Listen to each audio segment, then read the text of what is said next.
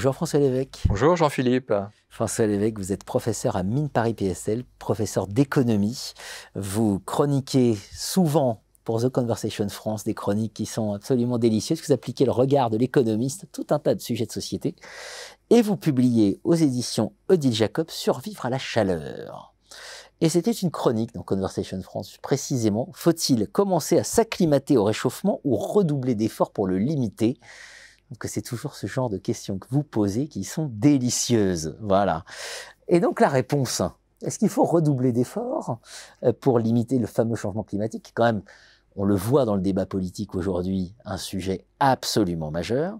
Ou est-ce qu'il faut plutôt commencer à s'acclimater, faisant le constat qu'il est après tout inévitable et que autant apprendre à faire avec? Bien, comme je suis économiste, ce qui m'intéresse, c'est l'allocation des ressources rares. Et donc, combien d'argent on doit mettre à l'atténuation, donc pour réduire les émissions de gaz à effet de serre, et combien d'argent on doit mettre à l'adaptation pour réduire les impacts liés au réchauffement, sachant que adaptation et atténuation poursuivent le même objectif, à savoir réduire les dommages. Donc soit vous réduisez les dommages parce que vous réduisez les émissions et donc il y aura moins de dommages, soit vous réduisez les dommages parce que vous vous protégez contre les dommages. Donc par exemple, l'adaptation, vous surélevez des digues, eh bien vous vous protégez contre l'élévation du niveau des océans. Donc on a deux façons de poursuivre le même objectif. Cette question de mettre de l'argent où, eh bien, très clairement aujourd'hui, il faut bouger le curseur plus vers l'adaptation. Il n'y a pas assez d'efforts publics du côté de l'adaptation. Et pourquoi il faut le faire? D'une part parce que les dégâts sont là. Ils sont déjà là, les dégâts du réchauffement, les dommages du réchauffement. Donc il s'agit de faire face et donc de réduire d'ores et déjà les dommages et ne pas laisser les générations d'aujourd'hui. Donc si vous prenez le réchauffement et les canicules, eh bien les canicules font des morts. Et donc va-t-on attendre une réduction des émissions ou des émissions moins fortes parce qu'on met l'argent uniquement sur l'atténuation et faire en sorte qu'il n'y ait pas de climatiseur, ou il n'y ait pas d'informations diffusées auprès de la population quand les canicules arrivent, pour faire en sorte qu'il y ait moins de mortalité quand la température s'élève. Eh bien, donc, on ne va pas attendre, d'accord? Donc, il faut faire de l'adaptation et il faut bouger le curseur. Parce que, et en termes de dépenses publiques ou d'efforts publics, parce qu'on a tendance à croire que l'adaptation, c'est uniquement des initiatives privées.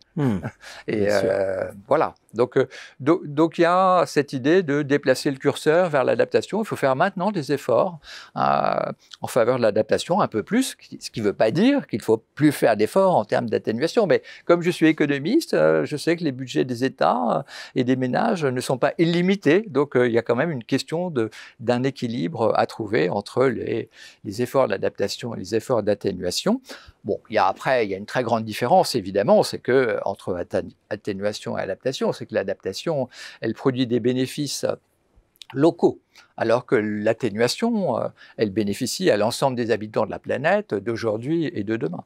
Et puis, autre point quand même, tout le monde le sait, mais il est bon de le rappeler, peut-être que tout le monde ne le sait pas d'ailleurs, il est bon de rappeler que ceux qui souffrent le plus, et qui vont souffrir le plus de l'augmentation des émissions et du réchauffement de la planète et des événements extrêmes, ce sont les pays pauvres, ce sont les pays peu développés, ce sont les populations pauvres dans ces pays-là, dans les pays en développement, ce sont aussi les ménages modestes et à bas revenus dans les pays développés. Et donc, il est très important, ces populations-là sont les populations qui ont les moindres capacités d'adaptation.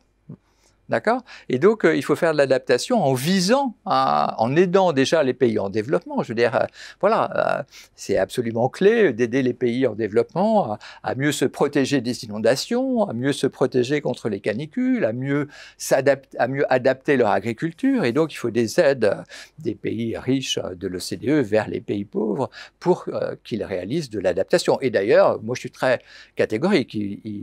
Les financements nord-sud doivent aller sur l'adaptation et pas du tout sur l'atténuation.